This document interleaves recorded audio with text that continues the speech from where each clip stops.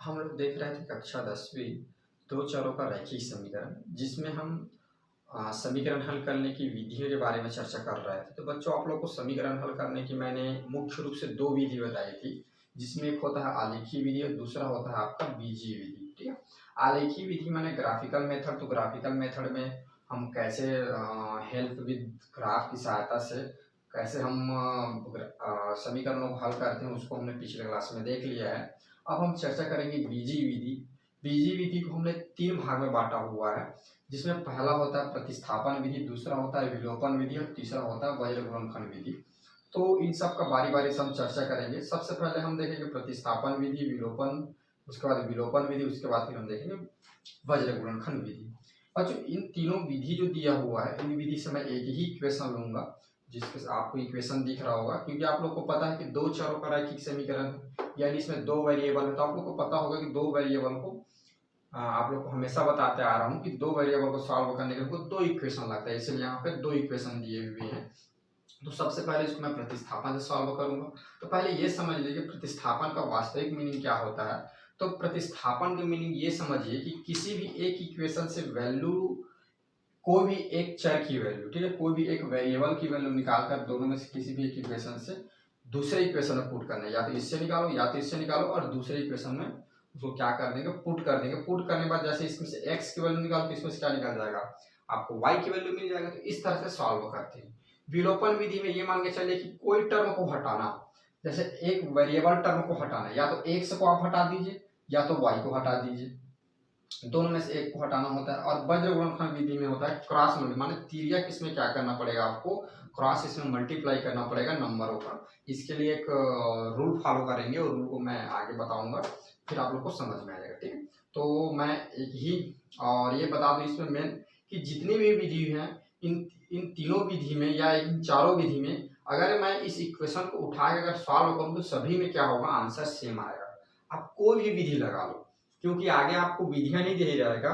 जब आप अपने जब बुक के क्वेश्चन को जब सॉल्व करेंगे तब आपको विधियां नहीं दे रहेगा, आपको सिर्फ दे दिया रहेगा कि आप सॉल्व करिए। तो कौन सी विधि से सॉल्व करना हो आपके ऊपर डिपेंड करेगा।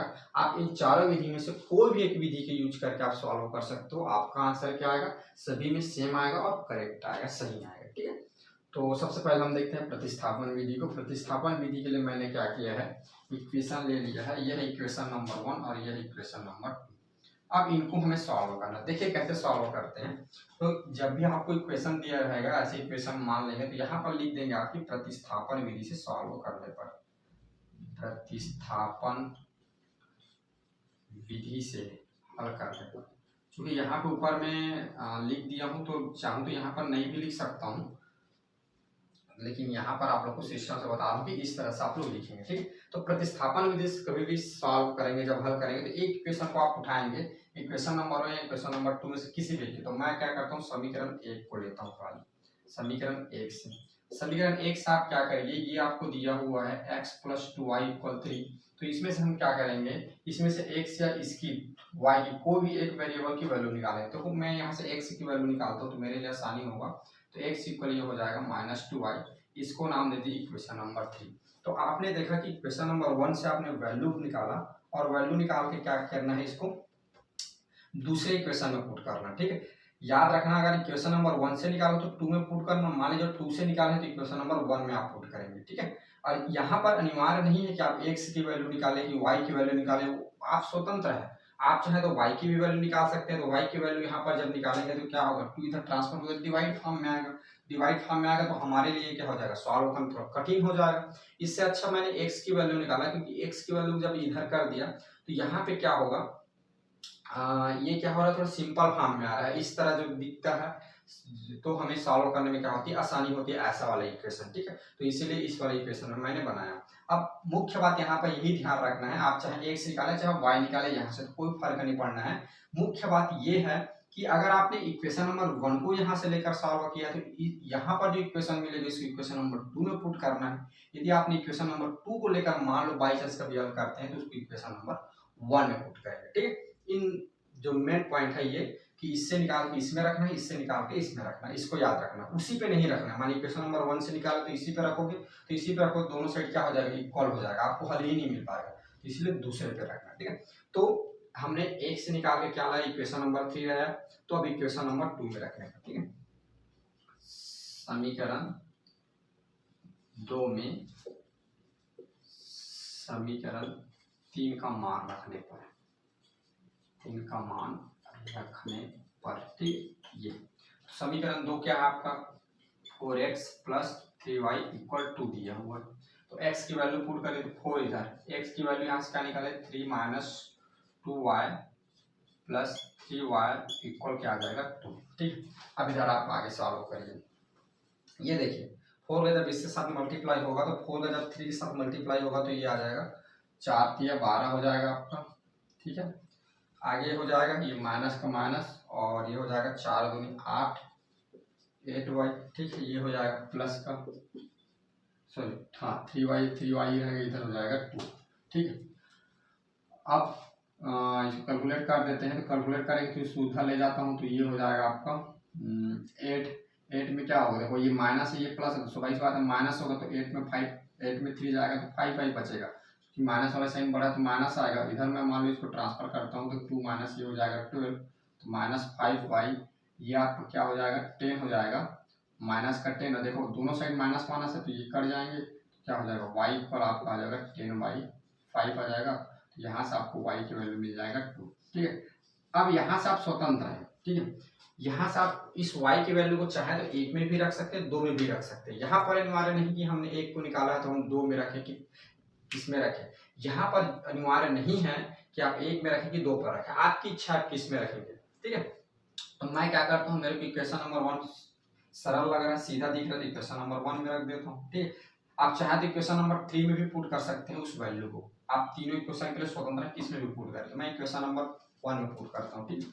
y का मान समीकरण 1 में रखने पर, समीकरण 1 में रखने पर, तो समीकरण 1 आपको दिया हुआ है x प्लस 2y इक्वल दिया हुआ है 3, तो x की वैल्यू देखो यहाँ से क्या हो जाएगा, x की वैल्यू x प्लस 2 की मान कितना देगा 2 इक्वल ये हो जाएगा 3, ये हो जाएगा x, ये देखो इधर क्या हो जाएगा ये प्लस का 4 इधर जाएगा तो माइनस 4, तो x का मान कितना आ जाएगा माइनस का 1, ठीक है।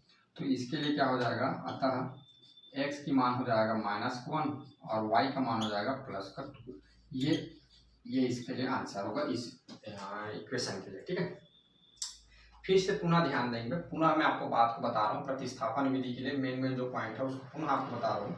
आपको क्या करना है, कोई भी इक्वेशन 1 या 2 को लेना है, सबसे पहले इक्वेशन 1 और 2 को लेकर किसी भी एक इक्वेशन को लेंगे जब, या 1 को लो या 2 के लो, मैंने यहाँ पर 1 लिया है, तो इक्वेशन नंबर कोई भी इक्वेशन नंबर लेके x या y किसी का भी मान निकालो, जिस इक्वेशन से लियो उसको छोड़कर दूसरे इक्वेशन में रखना। जैसे मैंने इक्वेशन नंबर 1 को लिया है तो मैंने पुट किस में कर रहा हूँ, तो इक्वेशन नंबर 2 में पुट कर रहा हूँ। बस यहीं पर यही पॉइंट याद रखना है कि अगर मैं इक्वेशन नंबर x या y की वैल्यू निकाल रहा हूँ तो उसको इक्वेशन नंबर 2 में रखना है, और मान लीजिए इक्वेशन नंबर 2 से x या y की वैल्यू निकाल रहा हूँ तो उसको इक्वेशन नंबर 1 में रखना है, ठीक है।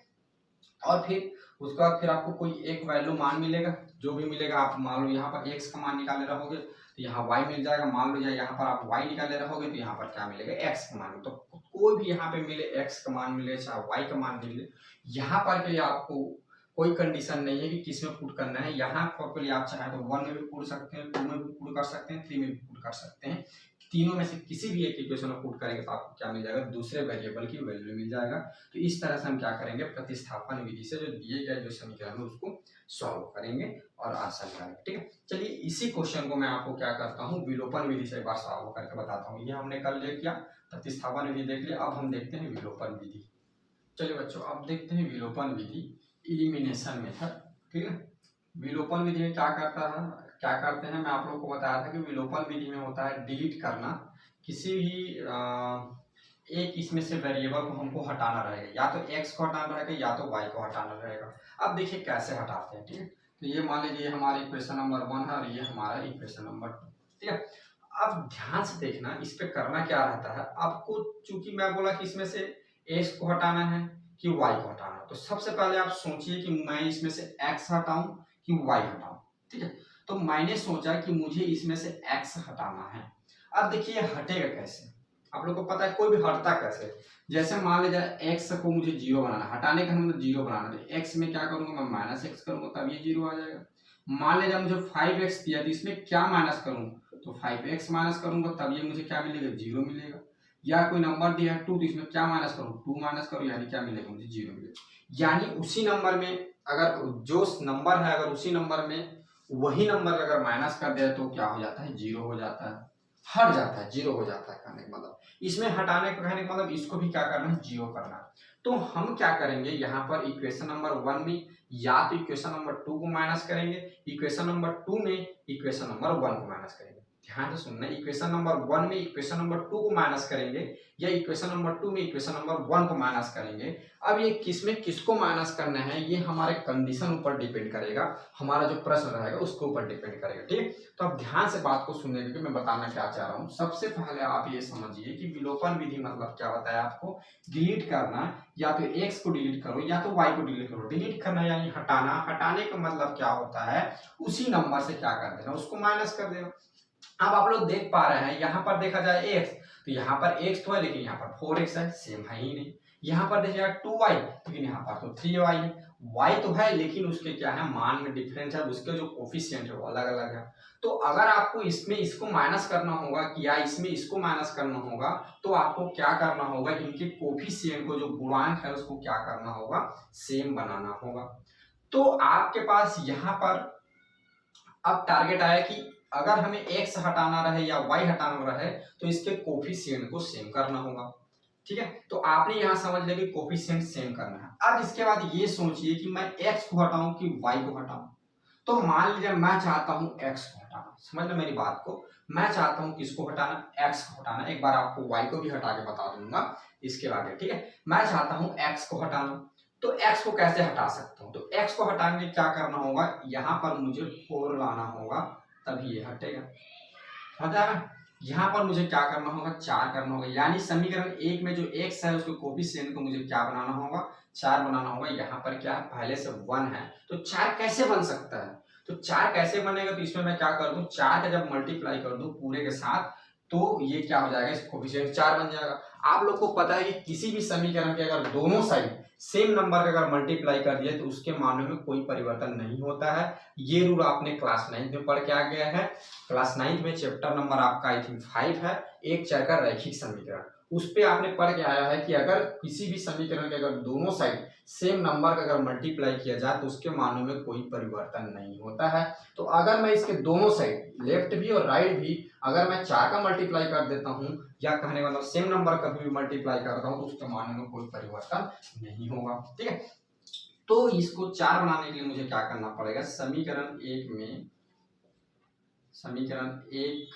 में 4 का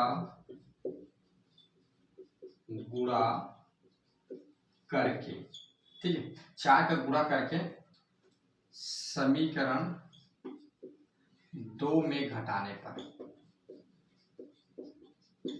देखो भैया 2 में घटा रहा हूं, अब मैंने 2 ने इसमें घटाऊंगा ना, तो इसमें घटाने के बारे में मैंने क्यों सोचा, आपको तो बता दिया 4 का क्यों मल्टीप्लाई कर रहा हूं, क्योंकि मुझे इसको 4 बनाना है, इसको इसके साथ घटाना है। ठीक है, ये हो गया। अब आप मैं दूसरा लिखा हूं 2 में घटाने पर, इसमें मैं घटाऊंगा, इसमें इसको क्यों नहीं घटा रहा हूँ, 1 में 2 को क्यों नहीं घटा रहा, मैं 2 में 1 को क्यों घटा रहा हूँ, तो इसलिए घटा रहा हूँ क्योंकि आप लोग देख पा रहे हैं यहाँ पर क्या है, 3y है, ये बड़ी संख्या है, तो जब बड़ी संख्या में जब छोटी संख्या घटाते हैं तो हमको क्या होता है, घटाने में आसानी होता है। आप चाहोगे तो समीकरण 1 में 2 को भी घटा सकते हो लेकिन वहां पर आपका माइनस में आंसर आएगा, फिर दोनों साइड फिर आपको क्या करना पड़ेगा, प्लस करना पड़ेगा। ठीक है, मैं क्या कर रहा हूँ, यहाँ पर नीचे में घटा दे रहा हूँ, क्यों नीचे में घटा रहा हूँ, क्योंकि यहाँ पर क्या है, नीचे वाली बड़ी संख्या यहाँ पर, क्योंकि ये तो कट जाएगा, इससे मुझे मतलब नहीं है, इससे मुझे मतलब है, तो नीचे में मैं इसको देख रहा हूँ, ये बड़ी वाली संख्या तो बड़ी में छोटी घट जाएगा तो आसानी होगा घटाने में, इसलिए मैं क्या कर रहा हूँ, नीचे में घटाता हूँ। इसको देखिए, इसको पूरा लिखता हूँ, 4x प्लस 3y इक्वल हो जाएगा 2। अब मुझे क्या करना है, इसमें 4 का पूरे के साथ मल्टीप्लाई करना है, तो ऐसा मैं ब्रैकेट लगा सकता हूँ, ये देखिए, ये इक्वेशन होगा आपका 2 है, ये है x प्लस 2y इक्वल ये 3 है, ये है, देखो होल ब्रैकेट लगा दिए, मानिए ये क्या हो गया आपका इक्वेशन नंबर हो गया 1। ठीक है, अब इसको मुझे घटाना है, तो घटाने से पहले एक और अगला स्टेप इसमें कर लेता हूँ। अगला स्टेप ये है कि इसको पूरा मल्टीप्लाई कर देता हूँ। तो ये हो जाएगा 4x plus 3y equal to, ये इक्वेशन नंबर 2 है, और इसमें मल्टीप्लाई कर दूंगा तो ये हो जाएगा 4x प्लस 8, 4 दूनी 8, y इक्वल 4, 4 छक्को 12 हो जाएगा। ठीक है,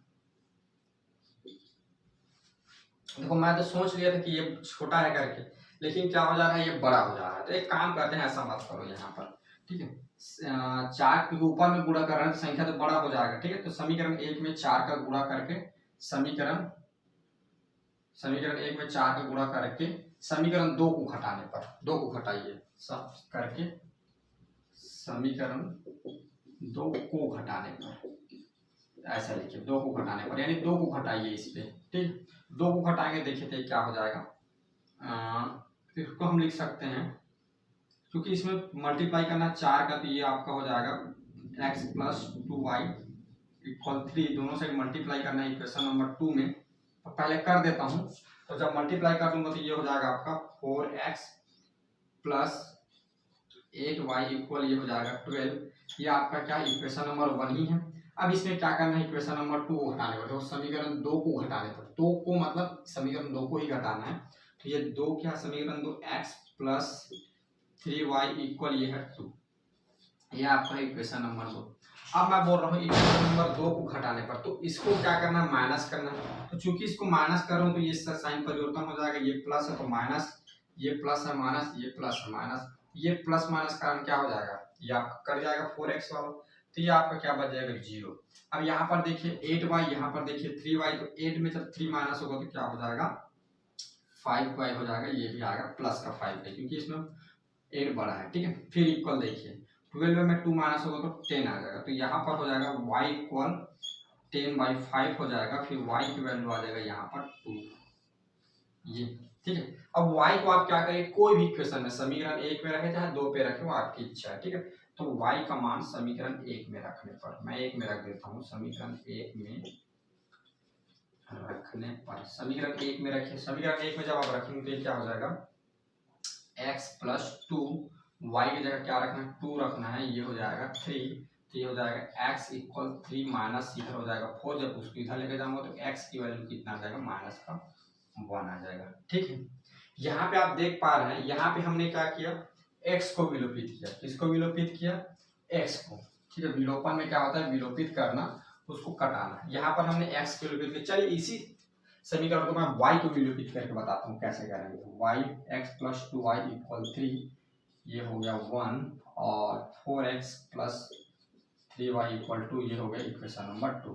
अब इसमें हमको क्या करना है, y को हटाना है।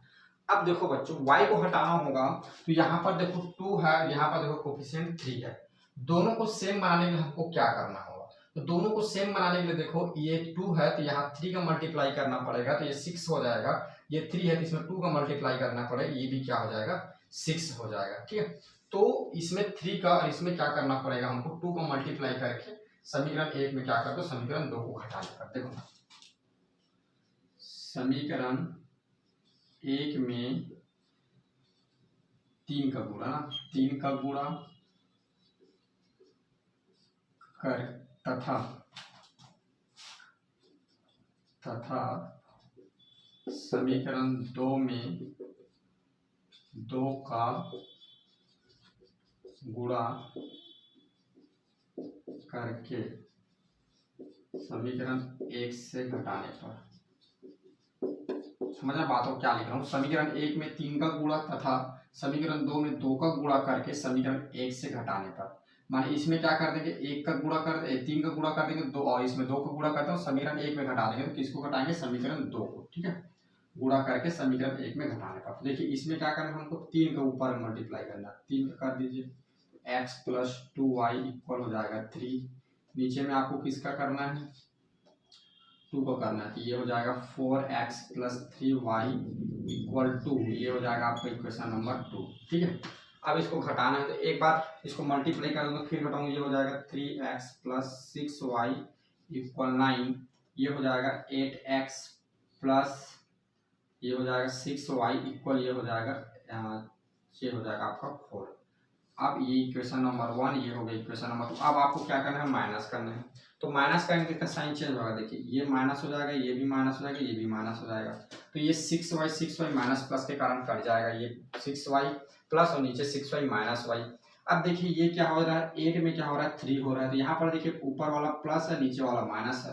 तो प्लस माइनस हमेशा माइनस होता है, तो ये आ जाएगा 5x। लेकिन यहाँ पर देखिए ये माइनस वाला बड़ा है तो माइनस हो जाएगा। ये आपका क्या बच गया, इधर 0 बच गया, तो इसको छोड़ देते हैं, कुछ नहीं लिखेंगे इसको, ठीक है। इक्वल का साइन लगा, देखिए 9 में जब 4 माइनस करेंगे तो कितना आएगा, कितना है बच्चों, 9 में 4 माइनस करेंगे तो ये आएगा 5, ठीक है। अब देखिए यहाँ पे क्या हो सकता है, इसको हम क्या करें, इसको 5x में हम क्या करें, माइनस को इधर ले जा सकते हैं, तो ये हो जाएगा -5। अब देखिए x बराबर जब क्या करें, इसको इधर ले जा सकते हैं, ठीक है, माइनस को, तो उधर क्या हो जाएगा, माइनस हो जाएगा, ठीक है। तो ये हो जाएगा -5/5। तो x की वैल्यू कितना आ गया, -1 आ जाएगा, ठीक है। अब इस x की वैल्यू -1 में किसी भी एक इक्वेशन में रख दीजिए। मैं मान लो समीकरण 1 में रखता हूँ क्योंकि छोटा है, सॉल्व करने में आसानी होता है। समीकरण 1 में x का मान रखने पर, तो चलिए वैल्यू पुट करिए। तो वैल्यू पुट करेंगे, देखिए ये x की जगह 1 रख देते हैं, -1 प्लस ये दिया हुआ है 2y इक्वल ये दिया हुआ है 3। तो 2y ये क्या हो जाएगा, 3 -1, तो ये आपको कितना आ जाएगा, 2 आ जाएगा। देखो सॉरी, माइनस का 1 इधर क्या हो जाएगा बेटा, प्लस हो जाएगा, ध्यान रखना ये साइन को, ठीक है। ये देखिए -1 जब मैं इधर लेके जाऊंगा तो क्या हो जाएगा, 3 + 1 हो जाएगा, तो कितना हो जाएगा, 4 आ जाएगा। तो ये आ जाएगा y इक्वल 4/2। तो y की वैल्यू आपको कितना मिल जाएगा, यहाँ से कितना मिल जाएगा, 2 मिल जाएगा, क्योंकि 2 दूनी कितना होता है, 4 होता है। आप देख पा रहे हैं यहाँ पर क्या हो रहा है, x की वैल्यू -1 आ रहा है, यहाँ पर भी x की वैल्यू -1 आ रहा है, यहाँ पर देख रहे हैं y की वैल्यू 2 आ रहा है, यहाँ पर भी देख रहे हैं y की वैल्यू 2 आ रहा है। और आपने जब प्रतिस्थापन विधि सॉल्व किया तब भी आपने पाया कि x और y की वैल्यू दोनों क्या आ रहा है, सेम आ रहा है, ठीक है। तो आप चाहे तो ये इससे विधि से भी कर सकते हैं, अगर इसको विधि 2 लिख लीजिए, क्योंकि दोनों एक ही विधि है लेकिन स्टेप अलग अलग है, ठीक है। ये विधि नंबर 2 लिख लीजिए और इसको विधि 1 लिख लीजिए, ये यहाँ से, ठीक है, क्योंकि ये अलग अलग विधि है, ठीक है। माने विधि अलग अलग नहीं है, मतलब तरीका अलग अलग है, ठीक है। तो विधि ही समझिए, मेथड ही समझिए, अलग अलग है, ठीक है। ये इसमें x को विलोपन किए हैं, इसको इसमें y को विलोपित किए हैं। तो आपकी इच्छा है, चाहे आप x को विलोपित करें चाहे y को विलोपित करें, आप दोनों तरीके से बना सकते हैं, ठीक है। अगर प्रश्न में आपको विधि ना दिया रहा तो प्रतिस्थापन से भी बना सकते हैं। अब तीसरा हमारा आता है क्रॉस मल्टीप्लिकेशन। तो क्रॉस मल्टीप्लिकेशन थोड़ा लंबा चलेगा क्योंकि इसको डिराइव करके बताना पड़ेगा कि फार्मूला कैसे बनता है करके। तो मैं इसके अगले वीडियो में आपको फिर क्रॉस मल्टीप्लिकेशन का डेरिवेशन बताता हूँ कि बनता कैसे है, और उसको फिर इसी प्रश्न को लेकर मैं आपको सॉल्व करके भी बताऊंगा कि उसका भी आंसर आप देखेंगे कि सेम ही आएगा, ठीक है बच्चों। बच्चों आपको बता दूं, ये जितनी भी विधि पढ़े हैं इन सभी विधि में सबसे एडवांस जो है, सबसे अच्छा जो विधि है वो है क्रॉस मल्टीप्लिकेशन विधि, जिसमें हम क्या कर सकते हैं, कम समय में ये जो वैल्यू निकाल रहे हैं एक्स वाई के, उसको हम निकाल सकते हैं। जो क्रॉस मल्टीप्लिकेशन जो मेथड है उसमें क्या होता है, हमारी समय की बचत होती है, ठीक है। उससे हम किसी भी दिए गए जो दो चरों का जो रैखिक समीकरण रहता है उसको हम बड़ी आसानी से सॉल्व कर सकते हैं, ठीक है। तो इसके लिए मैं अगली वीडियो में इसको बताऊंगा, अभी इसको इतना ही इस वीडियो में, ठीक है।